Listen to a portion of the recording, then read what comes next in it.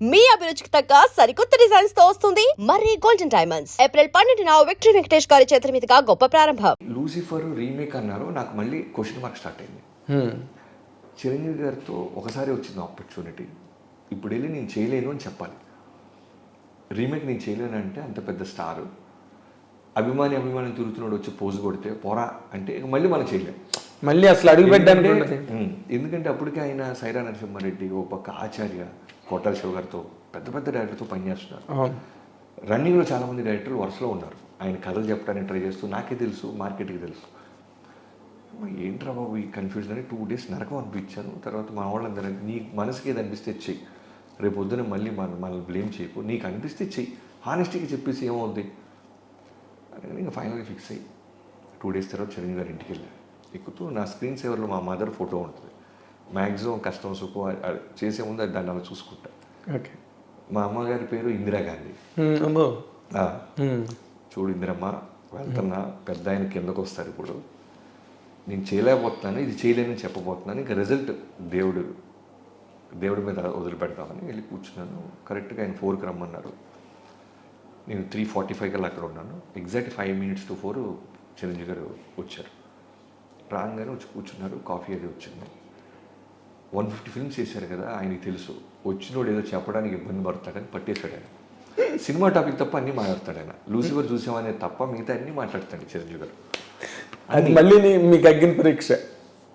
ఒక 7 minutes 10 minutes అటు ఇటు నడిచిన తర్వాత, సార్ అది లూసిఫర్ చూసాను సార్. చూసావా, ఏంటి బాగుందా, ఏంటమ్మా సార్, మంచి సినిమా సార్, కాకపోతే నాకెక్కడో మంచి సినిమానే మేము చేస్తున్నాం, నిన్ను మంచి చేయడని చెప్పమన్నట్ల, నీకు ఓన్ అయిందా ఓన్ అవ్వలేదా, direct straight to the point రా అన్నారు. Point blank straight to the point రా అని మళ్ళీ టెన్షన్. సరే బ్రీత్ తీసుకుంది, సరే ఏం లేదు, నా కథలైతే నేను చాలా బలంగా తీయగలను అని మీకు చెప్పింది చెప్పా. సర్దార్ గబ్బర్ సింగ్ విషయంలో నేను స్ట్రాంగ్గా హిట్ కొట్టలేకపోయాను స్క్రీన్ మీద, నా కథ కాకపోవటం వల్ల. వెంకీమామ కూడా హిట్ కొట్టినా నాకు తృప్తి లేదు. ఒక వెంకటేష్ గారు, నాగ చైతన్య మీద హిట్ అనే పేరేంటి, భారీగా రీసౌండ్ రావాలి కదా, పైగా జైలుకి వస్తే తర్వాత చేస్తున్నాను కదా నేను. సో అక్కడ నాకు అర్థమైంది సార్, ఇంకోళ్ళ ఇంటిని నేను మాడిఫై చేయలేను సార్. మేబీ ఆ చేసే వస్తుందేమో కొన్నాళ్ళకి మెచ్యూరిటీ, నాకు ప్రస్తుతానికి తెలియదు sir, to be honest with you. పైగా మేజర్గా నేను చూస్తున్న చిరంజీవి దాంట్లో కనపడలేదు సార్ అన్న. ఆ మాట ఆయన పట్టుకున్నాడు. నువ్వు చూస్తున్న చిరంజీవి ఏంటి అన్నాడు. ఇలా సార్, చిన్నప్పటి నుంచి చిరంజీవి అంటే బీటీ, గరానా మూడు, గ్యాంగ్ లీడర్, ఒక స్వాగ్, ఒక ఎంటర్టైన్మెంట్, గోల, సరే వదిలేసి దాని గురించి డిస్కషన్ ఉంటుంది. దానికి చాలామంది ఉన్నారు.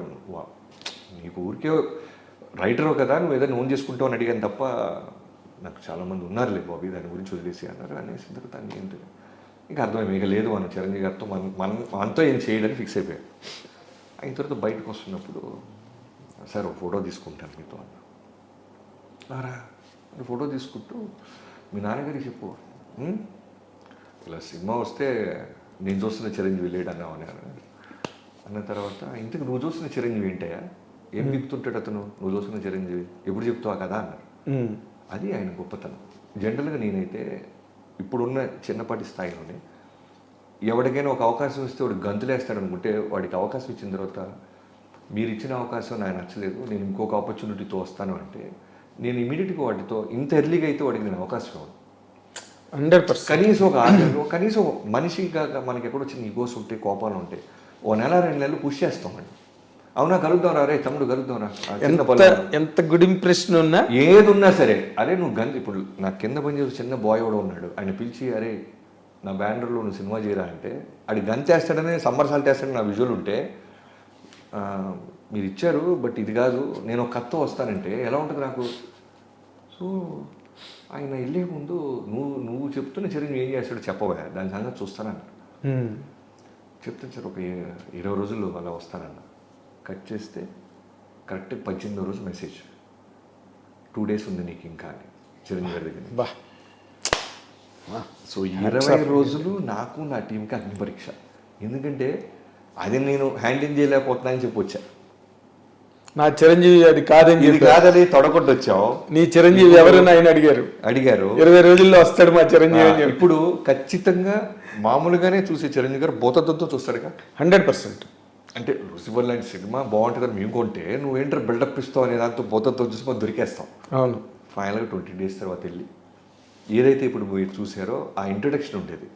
ఓ సముద్రపు దొంగ ఒక ఓడెళ్తుంటే అలా తాళ్ళేసి రోప్ ఎక్కి అలా ఒక బ్యాచ్. ఫస్ట్ నేను చెప్పిన విజువల్ ఏంటంటే సముద్రం మీద ఒక ఓడెళ్తుంది, కోస్టల్ గార్డ్స్ని లాక్ చేసి తీసుకెళ్తున్నారు, సరుకు ఏదో ఉంది, వెళ్తుంటే చిన్న పడవలు వచ్చి రోప్స్ అలా పడి బ్యాక్ షాట్ పడితే తడుచుకుంటూ అలా ఎక్కుతున్నాడు.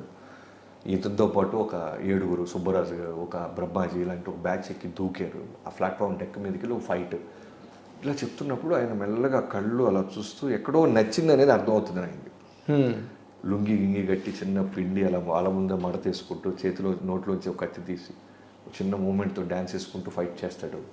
ఇలా చెప్పుకుంటూ ఫస్ట్ హాఫ్లో ఒక 15 సీన్లు, సెకండ్ హాఫ్లో ఒక 10 సీన్లు చెప్పారు. అడ్జస్ట్ చేసి పోగేసి ఒక 50 నిమిషాలు చెప్పగలిగాను. మధ్యలో ఒక అరగంట తర్వాత నేను చేసిన తప్పు ఏంటంటే నువ్వు ఏ టైం కంఫర్ట్ అంటే 3 o'clock అన్నా.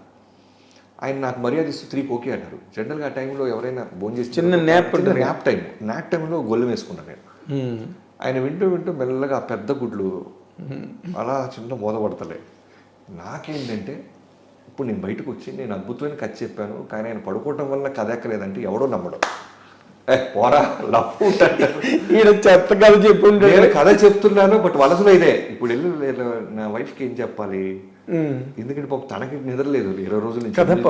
తనకి అన్నీ చెప్పా, చిరంజీవి గారితో ఇలా లూసిఫర్ వచ్చింది, నేను నువ్వు చెప్పి వస్తున్నాను, ఇలా కొత్త కథ చేస్తున్నావు అంటే పాపం ప్రతి దానికి పాపం స్టెప్గా నాకు సపోర్ట్ చేసేది.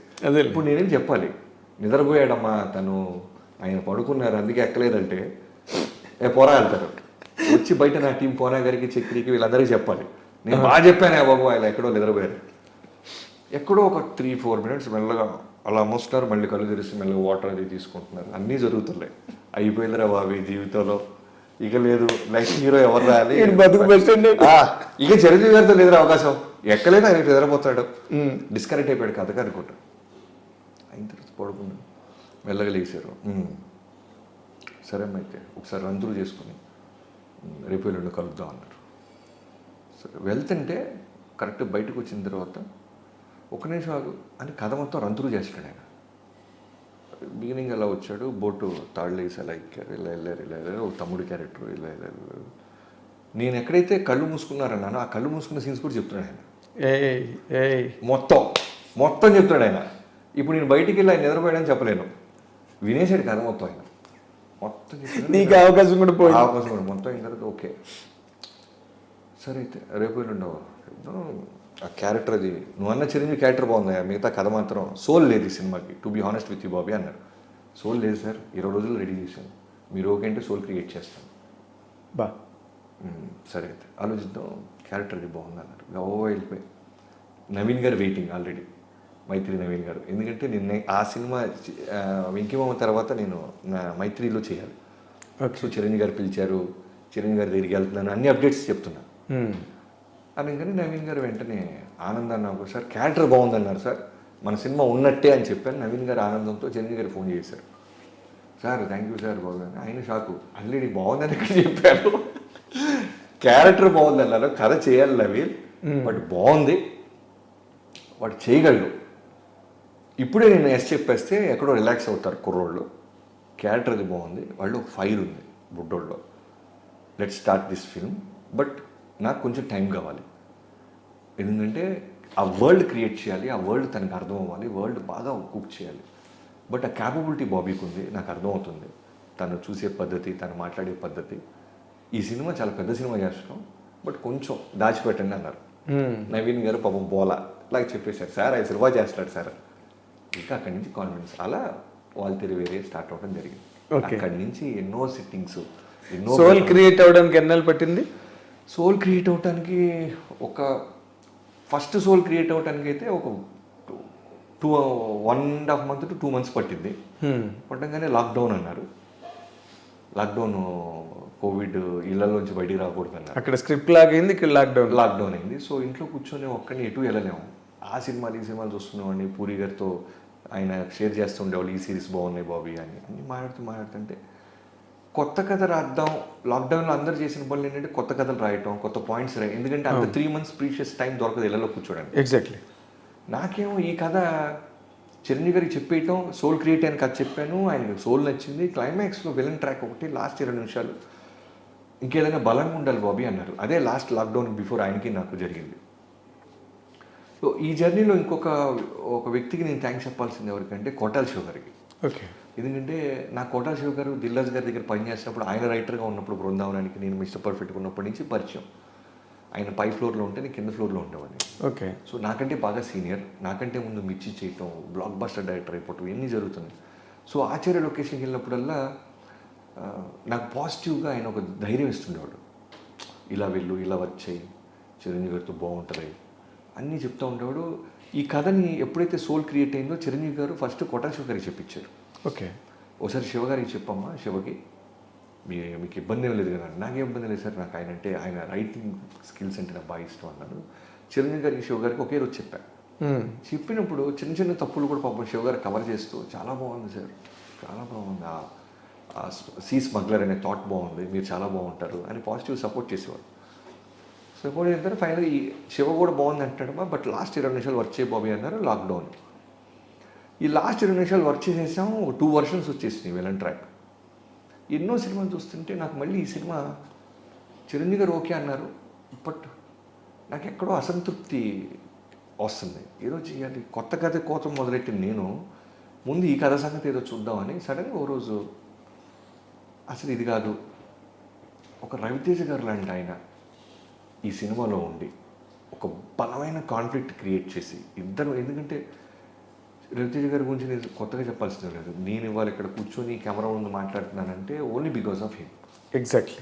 లేకపోతే ఎవరు వచ్చేవాళ్ళో ఎన్ని సంవత్సరాలు పట్టేదో నాకు తెలియదు, కానీ హిస్టరీ అది. ఎవరు రైటర్గా స్ట్రగుల్ అవుతూ ఈ నెలకి ఈ రెంట్ కడతానికి డబ్బులు వస్తాయా లేదా అని భయపడుతూ లవ్ మ్యారేజ్ చేసుకొని ఒక అమ్మాయి మనల్ని నమ్మొచ్చి వాళ్ళ పేరెంట్స్ పెద్ద ఫ్యామిలీ అయినా సరే మనకిచ్చి పెళ్లి చేసి యేసుగూడలో ఇంట్లో ఉంటూ భయపడుతూ ఏ నెలకాల అలా టెన్షన్ పడుతున్నాను. నన్ను టక్కమని ఈడిలో ఫైర్ ఉంది, నువ్వు సినిమా డైరెక్టర్ అవ్వాలని వచ్చావు కదా, కట్ చెప్పంటాం, అది పవర్ అవటం.